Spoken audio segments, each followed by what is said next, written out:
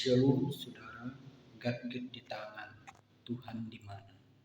Saudara, beberapa hari yang lalu saya pernah duduk bersampingan dengan warga jemaat saat ibadah. Nah saudara, di samping kiri, kanan, dan depan saya sangat asik scroll media sosial. Sementara di belakang saya sedang diskusi sosial dengan volume suara yang bisa terdengar sampai di dua deret ke depan dan belakang.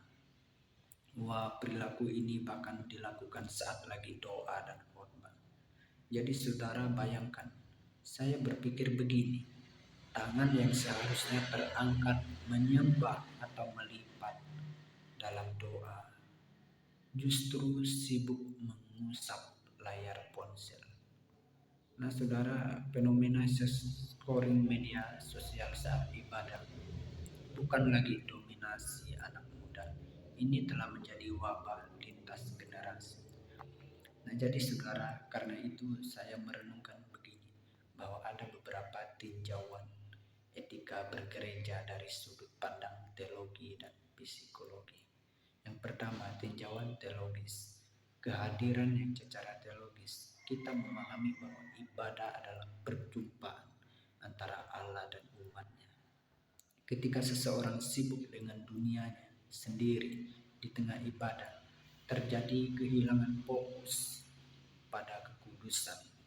Ibadah adalah waktu yang dikuduskan, dipisahkan, membuka media sosial saat firman disampaikan adalah bentuk pengabaian terhadap otoritas Tuhan yang sedang berbicara. Selanjutnya, penyembahannya setengah hati. Alkitab menekankan pentingnya mengasihi Tuhan dengan segenap hati, jiwa, dan akal budi. Fokus yang terbagi antara teks Alkitab digital dan notifikasi WhatsApp mencerminkan hati yang tidak sepenuhnya hadir. Batu sandungan bagi sesama. Gereja adalah tubuh Kristus. Perilaku satu anggota yang tidak baik dapat mempengaruhi atmosfer spiritual jemaat di sekitarnya, mengubah ruang sakral menjadi ruang publik yang kasual. Yang kedua, saudara, tinjauan psikologi. Mengapa semua usia melakukannya? Psikologi memberikan jawaban bahwa mereka takut ketinggalan. Ini semua alasan kecemasan bahwa ada informasi atau tren yang terlewatkan, membuat orang merasa harus tetap terhubung dengan dunia luar meskipun mereka sedang berada di rumah Tuhan. Saudara, penurunan rentang perhatian. Budaya konten instan telah melatih otak kita untuk sulit fokus pada satu hal dalam durasi lama seperti khotbah 30-40 menit. Akibatnya, pikiran mencari stimulasi baru melalui layar ponsel. Etika yang seharusnya menghargai ruang sakral.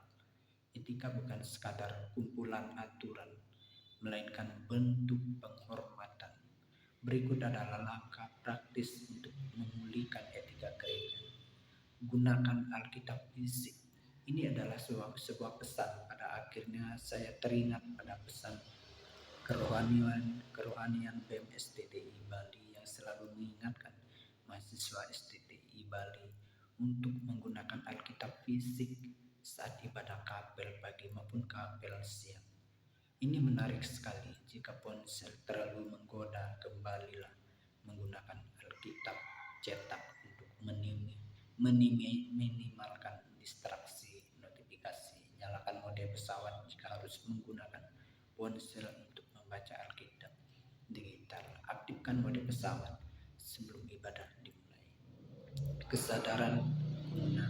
Sadarilah bahwa kehadiran saudara di gereja bukan hanya untuk diri sendiri, tapi untuk membangun penyembahan bersama. Marilah kita melatih diri kita untuk puasa digital selama 2 jam ibadah berlangsung, dan adalah latihan spiritual yang baik untuk melawan adiksi layar. Sadarilah bahwa ibadah yang sejati dimulai ketika kita berani meletakkan dunia di saku, agar hati kita bisa terbuka sepenuhnya bagi Shalom, Tuhan Yesus